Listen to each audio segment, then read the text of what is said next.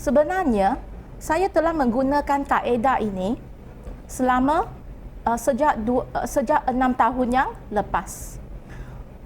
Dan pada hari ini, saya ingin kongsikan sesi PDP saya, iaitu tentang satu pendekatan yang saya selalu gunakan, iaitu reflective, flip and hands-on classroom. Kenapa saya gabungkan ketiga-tiga ini? Sekarang saya akan menjelaskan sebab-sebabnya. Pertama, classroom saya dibahagikan kepada 6 fasa. Fasa di luar bilik darjah dan juga di dalam bilik darjah. Apa yang dilakukan sebelum masuk kelas?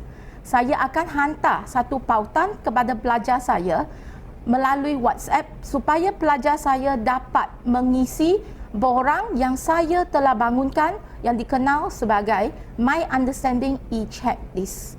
Apakah gunanya Understanding E-Checklist ini? Ini adalah sebenarnya untuk mengesan kesediaan murid saya untuk mengikuti pembelajaran yang seterusnya. Selain itu, melalui E-Checklist ini, saya juga dapat mengenal pasti kelemahan dan kekuatan murid-murid saya. Dan apakah yang saya buat selepas itu? Saya akan tengok, menganalisis setiap jawapan yang diberi oleh pelajar saya dalam E-Checklist. Sebenarnya apa yang diisi dalam E-Checklist itu? Pertama, yang pentingnya nama pelajar saya. Sebab apabila saya mendapat maklumat daripada E-Checklist ini, pelajar saya mengisi penguasaan masing-masing mengikut subtopik daripada rating 1 hingga 4, di mana rating 4 itu menunjukkan bahawa pelajar saya telah memahami sesuatu subtopik dan juga dapat menjawab kebanyakan soalan yang dikemukakan. Dan selepas itu, satu video akan dihantar kepada pelajar melalui pautan dengan menggunakan WhatsApp sebagai cara pelajar saya untuk akses. Dan pelajar saya akan menonton video itu, dan selalunya video ini adalah tentang konsep-konsep abstrak. Semua orang jika disebut pasal kimia, memang kimia itu pada pendapat ramai pelajar, ramai murid mendapati bahawa kimia itu sangat susah, kimia itu sangat abstrak. Padahal kimia itu senang.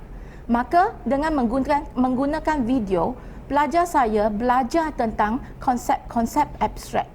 Dan bukan menonton video yang saya hantar sahaja, tetapi murid saya amat menyayangi cikgu, iaitu saya. Pelajar saya akan mencari maklumat tambahan supaya mereka lebih bersedia untuk mengikuti kelas yang seterusnya. Sebenarnya, untuk fasa 1 iaitu pengisian E-Checklist dan fasa 2 iaitu menonton video adalah saling bertukar. Pelajar boleh memilih sama ada mereka ingin menonton video dahulu ataupun mengisi checklist dahulu. Sebab sahaja sampai di makmal ataupun di bilik darjah, maka pelajar saya akan menduduki satu ujian ringkas yang saya berikan kepada pelajar dengan menggunakan soalan struktur, dengan menggunakan soalan klon SPM. Apakah kerja sebagai seorang guru pada masa ini? Kerja saya jalan-jalan. Jalan-jalan dengan satu tujuan untuk memudah cara bagaimana pelajar saya menjawab soalan. Dan daripada proses itu, saya mengenal pasal kelemahan murid saya. Dan daripada sana, saya membimbing pelajar saya supaya lebih memahami konsep-konsep yang ingin saya ajarkan. Dan dari mana saya kenal pasti pelajar saya yang lemah ini? Saya dapat daripada hasil My Understanding Checklist.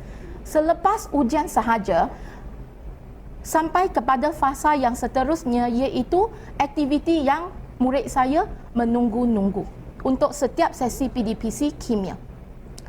Murid saya akan masuk ke kumpulan untuk merancang eksperimen. Apabila dapat green light daripada saya sahaja, murid akan melakukan hands-on secara berkumpulan dan ataupun pada masa yang akan datang. Pelajar boleh menjalankan aktiviti ini secara individu dan di sini murid akan mengaplikasikan ilmu-ilmu yang telah diperoleh.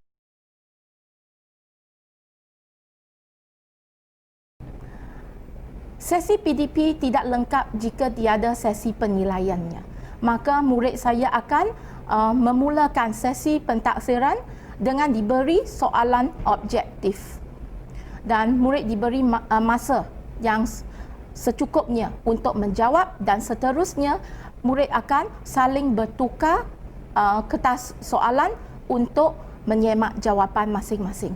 Dengan ini saya akan dapat immediate response tentang pemahaman murid dan penguasaan murid saya untuk sesi PDPC yang tertentu.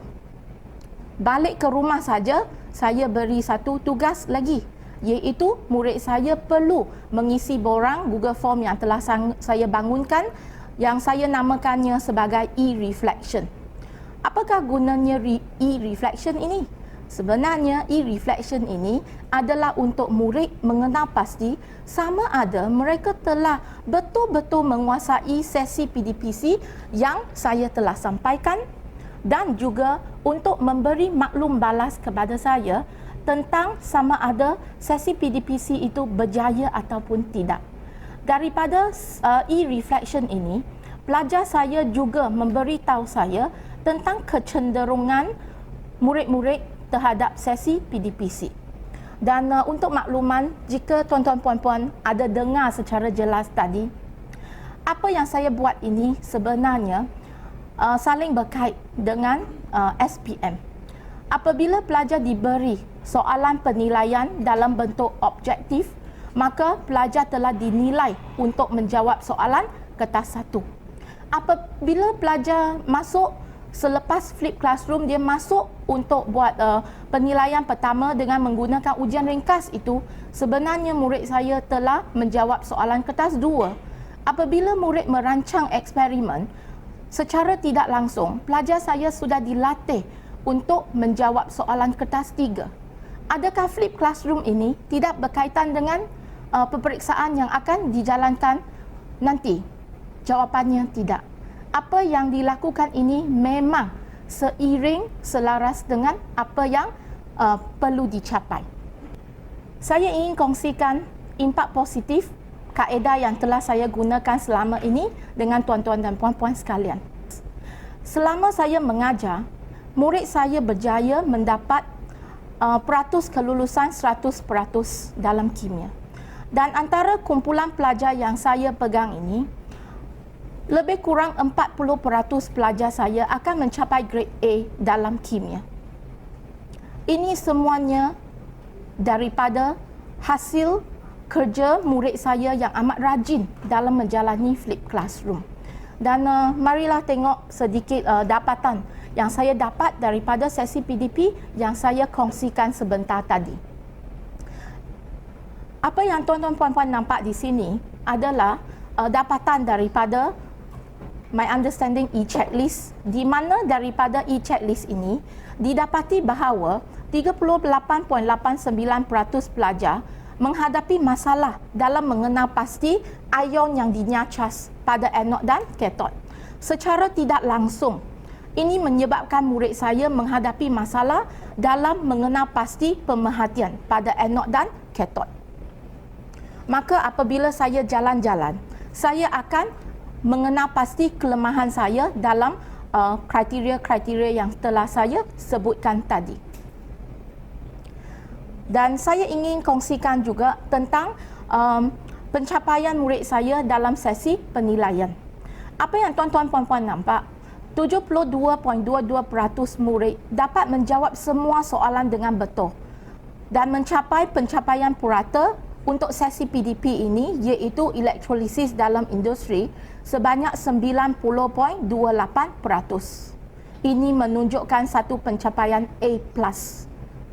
Dan pelajar saya telah mendapat pemahaman yang lebih mendalam secara visual apabila murid saya menonton video sebelum masuk ke kelas. Dan di sini kesukaran pembelajaran yang telah dikenal pasti melalui My Understanding Checklist dengan jelasnya sudah dapat dikenal pasti. Bagaimana tentang kecenderungan pelajar saya dalam aktiviti pembelajaran? Sebenarnya, murid saya memberi feedback, maklum balas tentang aktiviti pembelajaran yang mereka suka melalui e-reflection, di mana pelajar saya, murid saya, 28% murid saya, mereka suka aktiviti didik hibur, iaitu hands-on. Daripada e-reflection yang telah murid saya jawab, didapati bahawa 28% murid saya lebih cenderung untuk aktiviti PC yang pelbagai jenis, iaitu gabungan yang telah saya sebutkan tadi, reflektif, flip and hands-on. Dan apa yang tuan-tuan puan-puan nampak, 39% murid saya memang cenderung terhadap aktiviti hands-on. Terjawablah kenapa saya gabungkan ketiga-tiga elemen ini dalam satu sesi PDP. Dan lebih daripada 50% murid saya menganggap bahawa PDP ini adalah satu sesi PDP 5 bintang. Dan untuk makluman, ini bukan kali pertama saya dapat rating yang begitu tinggi. Terima kasih murid-murid saya. Jika ditanya tentang sama ada saya menghadapi cabaran dan kekangan semasa melaksanakan kaedah ini, jawapannya ya. Setiap perkara yang kita lakukan memang akan menghadapi masalah. Tetapi yang penting, bagaimana saya menyelesaikan masalah ini. Masalah utama yang saya hadapi adalah ada murid yang tidak ada gadget di rumah untuk menonton video, ataupun ada murid yang tiada data untuk menonton video. Maka, murid ini akan datang melaporkan kepada saya sebelum kelas bermula. Murid ini akan membuat temu janji dengan saya dan saya akan membenarkan murid ini untuk menonton di makmal kimia.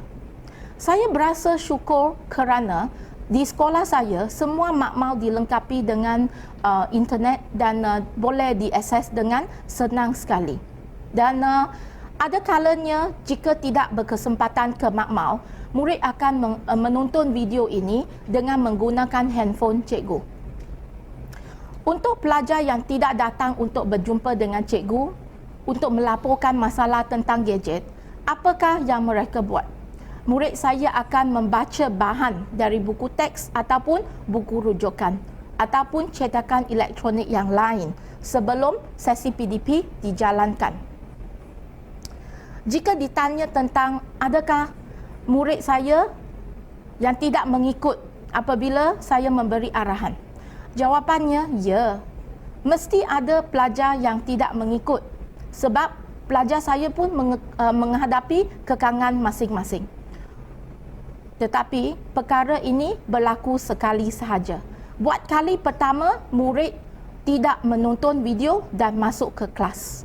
Dan apabila pelajar diberi soalan untuk dijawab, maka di sana murid yang tidak menonton video itu tidak dapat menjawab. Dan daripada saat itu, murid saya mengetahui bahawa menonton video ataupun membaca bahan yang saya berikan sebelum masuk ke kelas itu adalah satu elemen yang sangat penting dalam flip classroom ini. Maka selepas itu semua murid saya akan ikut arahan yang telah diberikan. Terima kasih kerana memberi peluang untuk perkongsian pada kali ini. Dan semoga SMK Buntung terus berjaya, terus cemerlang. Terima kasih. Hi everyone, I'm Elvin Abraham and today I would like to talk about a method called flipped classroom. This method is used by my chemistry teacher Pon Wong. By using this method, I've got a better understanding of what I've learned in that lesson. Following that, we will also fill in a checklist. It tested my knowledge on what we have learned in that topic. In conclusion, the flipped classroom method is really helpful and interesting.